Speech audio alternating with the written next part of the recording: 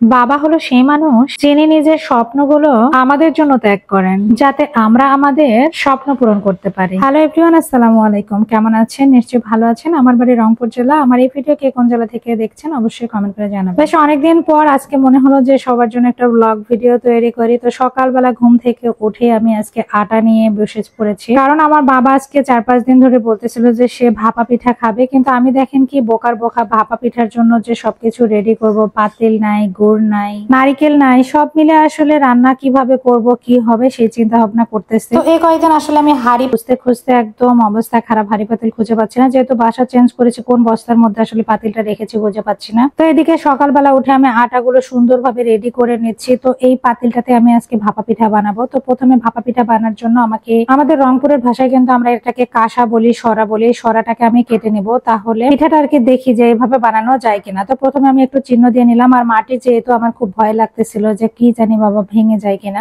তারপরে আস্তে আস্তে অনেকক্ষণ ধরে চেষ্টা করছি, তো এইভাবে তো কোনোভাবে ভাঙতে পারছি না। চিন্তা করতেছি আমি কি আমার বাবার জন্য ভাপা পিঠা বানাতে পারবো না। তারপরে রান্না করে গিয়ে আস্তে আস্তে আমি ফুটাটা করে নিয়ে আসলাম। তারপরে এইভাবে চাকুর আগাল দিয়ে একটু ঘুরায় ঘুরে ফুটাটা একটু বড় করে নিচ্ছি। আপনারা চাইলে এভাবে কিন্তু খুব সহজে মাটির একটা সরা হলে আপনারা ভাপা পিঠা পাতিলের মধ্যে বানাতে পারেন। যেহেতু সামনে শীত আসতেছে, অনেকেরই আসলে বাসায় শখ করে পিঠা বানিয়ে থাকে। আমরা আসলে সাধারণত এত বেশি অলস হয়ে গেছি, পিঠা পুলি এগুলো আসলে বাড়িতে বানাতেই চাই না। মাঝে মাঝে আমরা একটু কিনে নিয়ে এসে খাই, তাহলে আসলে আমাদের খাওয়া দাওয়া মনে হলো যে সিজনের যে একটা খাওয়া সেটা একদম শেষ হয়ে যায়। আর আমার বাবা মারা আগে যখন আমরা ছোট ছিলাম, কত পিঠা উৎসব হইতো, কত আত্মীয় স্বজনের বাড়ি থেকে পিঠা পাঠাতো, আমরা পিঠা পাঠাতাম, মানে এটা একটা সিস্টেম ছিল। বাট এখনকার সময় আসলে এগুলা কোনো কিছুই চলে। তো দেখেন এইভাবে রেডি করে নিয়ে এদিকে আমি ভাপা একটা বসিয়ে দিয়েছি। না জানি হচ্ছে না এটা নিয়ে আমি অনেক বেশি টেনশন করছি, কারণ যেহেতু আমার বাবার জন্য বানাচ্ছি, পারফেক্ট হবে কিনা সেটাও চিন্তা করতেছি। আর অনেকদিন ধরে আসলে এভাবে আমি ভাপা পিঠা বানাই না, ভুলে গেছি। আর একটা কথা বলি যে ভাপা পিঠা যে বানাবো, এসে দেখি যে প্রিস নাই, শেষমেশ আসলে মশলার পট দিয়ে, মানে মুখা যেটাকে বলে, সেটা দিয়ে আমি সুন্দর করে ভাপা বানিয়ে নিচ্ছি। তো এভাবে আসলে ভাপা পিঠা হয় আজকে, মানে হঠাৎ করে মাথার মধ্যে বুদ্ধিটা চলে আসছে। আর এভাবে আসলে ডিজাইনটা অনেক সুন্দর আসছে।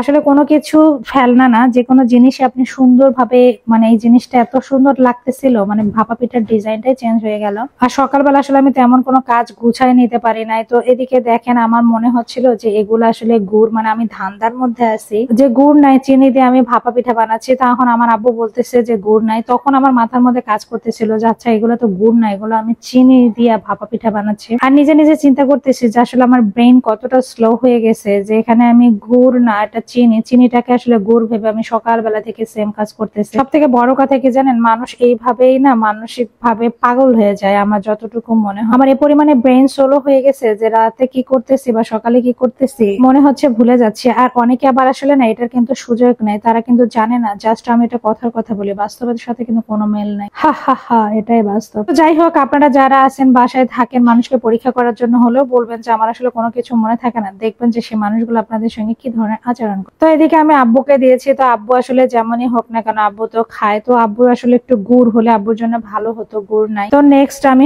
চিন্তা করছি যে আম্মু কয়েকদিন পর আসবে, আমি আব্বুর জন্য খেজুর গুড় কিনে আম্মুকে দেবো। আসলে আমি যেটা বানাচ্ছি সেটা আসলে অত বেশি ভালো হচ্ছে। আব্বু আসলে আম্মুর রান্নাটাকে অনেক বেশি মিস করতেছে, কারণ আম্মুর মতো করে তো আসলে আমি অনেক চেষ্টা করি, বাট আম্মুর মতো করে রান্না হয় না। কারণ এক একজনের রান্নার স্বাদ কিন্তু এক এক রকম, সবার হাতের রান্না কিন্তু এক রকম হয়। তারপর আব্বু যেটা বলে সেটা আমি করার চেষ্টা করছি, যাতে আসলে তার, মানে যতটুকু পারতেছি আর কি। আমি তো পারতেছি না, তারপর আমি চেষ্টা করে যাচ্ছি যাতে আব্বু আসলে খুশি থাকে। আমরা সারাদিন আসলে আব্বুর সঙ্গে অনেক বেশি ফান করি। আমার মাঝে মাঝে অনেক বেশি রাগ হয় বাচ্চাদের সঙ্গে। আব্বু আসলে বলে যে রাগারাগি করো না, আব্বুই আমাকে আসলে বলে যে চুপচাপ থাকো। আর সবথেকে বড় কথা কি জানেন, আব্বু অনেক রাগী একটা মানুষ ছিল, সেই মানুষটা একদম ঠান্ডা শান্ত হয়ে গেছে। এই জিনিসটা ভাবতেও আমার অনেক বেশি মাঝে মাঝে খারাপ লাগে। তো যাই হোক, সবাই আমার বাবার জন্য বেশি বেশি করে দোয়া করবেন, আমার বাবা যেন সুস্থ থাকে, সুস্থ হয়ে যায়। তো আজকের ভাপা পিঠা, মানে শীত আসার আগে আসলে আমি ভাপা পিঠা তৈরি করে খাওয়ালাম আমার বাবার জন্য। সবাই সবার বাবা মাকে আসলে খুশি রাখার চেষ্টা করবে। বাবা হলো আপনার ঘরের রহমত, এটা সব সময় মাথায় রাখবেন।